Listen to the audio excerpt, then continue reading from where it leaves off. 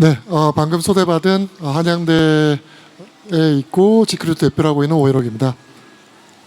네, 저에 대해서 간단히 설명을 드리면 한양대에서 이제 암호학, 영지증명 쪽을 제가 전공을 했었고요.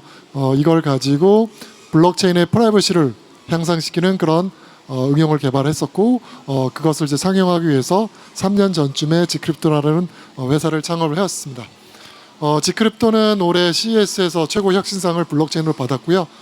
그 외에도 이제 혁신상을 2개를 더 받았습니다. 그래서 투표 시스템이라든지 그리고 지갑 시스템을 프라이버시 노출 없이 할 수 있는 그런 상품을 개발을 하였습니다. 그리고 그 외에도 다양하게 블록체인을 활용해서 프라이버시를 보존하는 그런 기술을 개발하고 있습니다. 오늘은 제가 여기서 이제 이 컨퍼런스가 주로 디지털 자산 쪽이기 때문에 디지털 자산에 관련돼서만 포커싱해서 좀 말씀을 드리도록 하겠습니다.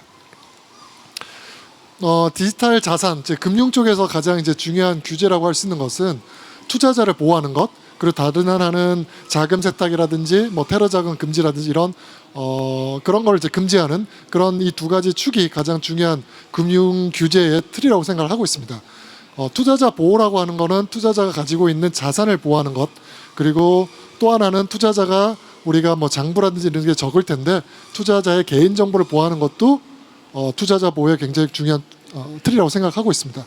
따라서 규제를 만족하면서 블록체인 상에서 우리가 디지털 자산을 운영한다, 또는 기존 금융 시스템에 블록체인 또는 웹3를 적용한다고 하는 것은 이러한 두 가지 투자자 보호, 자금 세탁 금지를 만족할 때만 블록체인 상에서 파이낸스가 잘 동작할 거라고 생각하고 있습니다. 저는 이제 항상 블록체인 쪽을 연구를 하면서 항상 느끼는 게, 우리가 지금 이전에 이미 파이낸스 시스템을 쓰고 있는데 왜 블록체인으로 가야 되는가에 대한 사실 의문이 꽤 있었습니다. 그래서 그거에 대해서는 의문을 답변을 해야만 사실 연구자로서 그리고 실제 산업에서도 받아들일 수 있을 거라고 생각을 하고 있고요. 제 스스로 납득에 대한 것이 가장 중요하다고 생각을 하고 있습니다.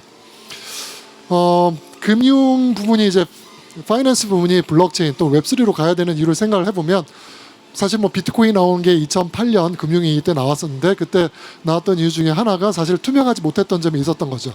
은행들이나 투자사들이 투자를 했는데 사실 그들을 위한 투자였고 고객들의 돈이 어디 갔는지 모르는 그런 것도 있었고, 지금 현재도 보면 작년 올해 보면 은행권에서 알게 모르게 굉장히 많은 횡령사고들이 나타나고 있죠.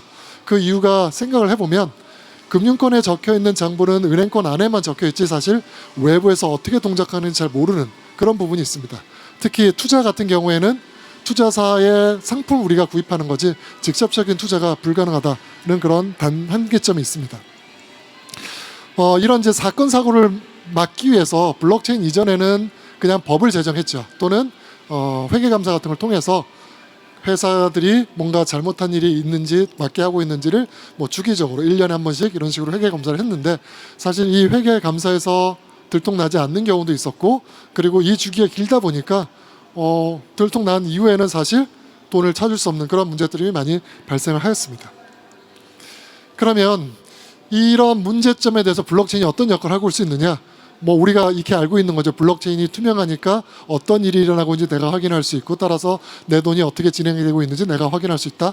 그리고 적혀 있으면 못 바꾸니까 나중에 조작하는 건 안 될 거고, 그다음에 스마트 컨트랙트로서 자동화할 수 있으니까 뭔가 훨씬 더 일이 빨리 처리될 거고, 그리고 한 곳에 저장하는 게 아니고 여러 군데서 같이 확인하는 거니까 훨씬 믿을만하고, 그리고 실시간으로 처리가 되니까, 예를 들어서 증권 같은 경우에 팔고 나서 내 통장에 돈이 오는데 시간이 꽤 걸리는데 그걸 즉시 확인할 수 있으니까 훨씬 더 편리한 세상에 살 수 있을 것이다. 이런 것들이 사실 생각해보면 굉장히 단순한 거지만 굉장히 큰 파이낸스에서 장점이라고 생각을 할 수 있습니다. 그래서 사실 정부에서도 CBDC라든지 토큰 증권을 준비를 하고 있고요. 이런 토큰 증권에 블록체인을 적용하면 앞에서 봤던 이런 장점들을 누릴 수 있을 거라고 생각을 하고 있는데, 문제는 우리가 생각하는 규제들이죠. 투자자를 어떻게 보호하느냐, 그리고 자금 세탁 같은 것을 어떻게 방지할 수 있느냐, 이게 이제 이슈가 되는 거죠. 첫 번째로 투자자 자산 보호를 생각을 해보면, 블록체인은 투명하다고 생각해서 우리가 문제가 없다, 다 거래되는 게 볼 수 있다고 생각하는데 사실 블록체인에서 많은 거래소들은 중앙화된 거래소입니다. 왜냐하면 탈중앙 거래소도 있지만 디파이도 있지만 사실 디파이를 했을 때 우리가 거래하는 비용이라든지 편리함을 생각하면 중앙화 거래소가 편리해서 사실 중앙화 거래소를 많이 사용을 하고 있죠. 근데 중앙화 거래소 같은 경우에 보면 작년에 FTX 파산 사건 같은 경우에 사실 투자자의 자산을 제대로 보호하지 않았죠. FTX는 돈을 갖고 있다라고 했지만 모든 사용자의 돈을 사실 보여주고 있지는 않았던 거죠. 그래서 이런 그 중앙화 거래소의 자산을 가지고 있다는 것을 어떻게 우리가 충분히 보호해 줄 것이냐. 사실 뭐 그런 거는 은행도 마찬가지라고 볼 수 있겠죠. 두 번째로 테더 같은 경우 스테이블 코인 같은 경우에도 올해 초 이제 은행들이 흔들리며 채권 값이 막 떨어지면서 그때 이제 테더 같은 경우에 준비금을 뭐 채권으로 갖고 있었는데 그래서 준비금이 부족하다 뭐 못 찾는다 이런 일들이 나오면서 준비금을 진짜 충분히 보유하고 있느냐 스테이블 코인이 흔들리기도 했었죠. 사실 작년에 또 우리가 이미 겪었던 거죠. 테라 사건을 통해서 스테이블 코인이 꼭 스테이블인지 우리가 보장할 수 없다 이런 문제들이 있었던 거죠. 그래서 이런 그 준비금이라든지 자산을 보호하고 있다는 것을 사실 충분히 보여줄 수 있는 게 굉장히 중요한 이슈다라고 생각을 할 수 있습니다. 그래서 많은 뭐 중앙화 거래소에서 지금 생각하고 있는 것들이 프루프 오브 리저브, 즉 준비금 증명 방법을 생각을 하고 있습니다. 그래서 우리나라를 포함해서 많은 중앙화 거래소는 그냥 법인 회계 방식, 그러니까 회계 법인에서 뭐 6개월마다 감사한다든지 1년마다 감사하는 그런 회계 감사 방식을 사용하고 있는데 사실 이게 정확한 것도 어렵고 정부를 뭐 이중으로 쓰는지 잘 모르니까 그런 것도 어려울 뿐만 아니라 시간도 꽤 걸리고 비용도 많이 들고 그다음에 자주 할 수도 없고 그리고 경우에 따라서 회계 법인에서 사실 감사를 거절하는 경우도 많이 있습니다. 너무 어렵다고 나는 책임질 수 없다. 그래서 중앙거래소에서 많이 채택하고 있는 방식이 어차피 블록체인이라고 하는 것은 우리가 전자적인 장부에 다 기록돼서 다 볼 수 있으니까 그 내용을 가지고 언제든지 감사할 수 있는 게 가장 좋지 않을까. 그래서 바이낸스를 위시한 많은 외국계 거래소 같은 경우에는 사용자들의 계좌 값을 이제 암호화된 값을 다 공개하고 암호화된 값이 있고요. 각자 개인은 내 계좌가 저기 들어가 있다는 걸 확인할 수 있고 상대방 다른 사람들은 다른 사람의 계좌는 모르고 저 계좌 합을 다 합치면 이 정도의 토탈 합이 되는구나 하는 거를 이제 증명으로 만들어서 영지 증명으로 만들어서 보여주는 그런 머클트리 방식을 사용하고 있습니다. 근데 저 방식의 이제 문제는 사용자가 굉장히 많은데 저 트리를 다 돌아가면서 영지 증명을 만들어야 되기 때문에 증명을 만드는 데 시간이 오래 걸려서 자주 할 수는 없다.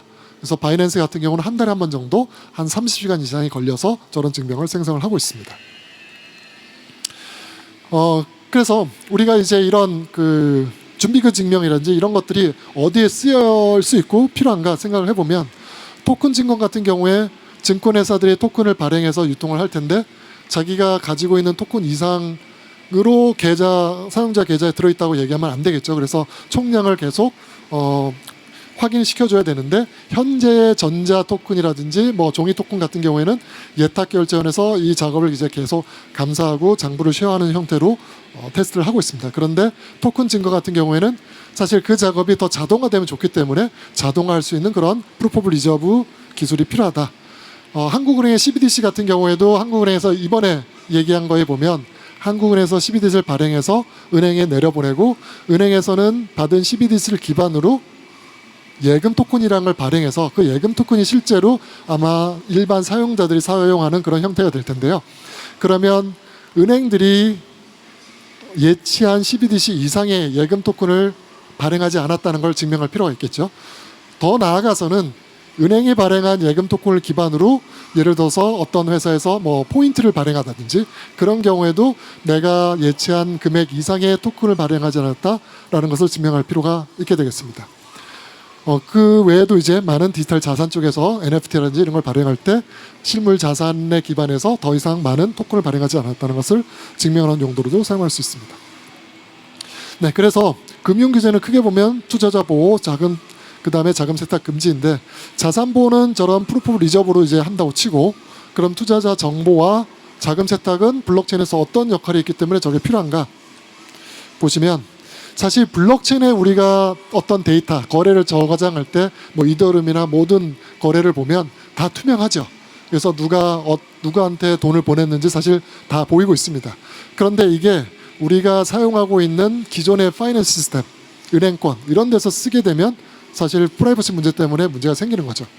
그래서 일반 소수의 사람들이 쓰는 경우에는 그 사람들이 그걸 감내하고 쓸 수 있지만 기업이라든지 매스 어답션으로 우리가 일반 사용자들까지 블록체인을 써서 웹3를 써서 거래하게 한다면 프라이버시를 지키지 않고는 사실 거의 불가능하다라고 생각할 수 있겠습니다. 그래서 프라이버시를 지키려면 우리가 블록체인에 거래 내용을 다 암호화해서 넣어야 되는데 사실 암호화해서 넣으면 그 내용이 뭔지 모르기 때문에 블록체인이 확인할 수 있는 그런 능력이 없는 거죠.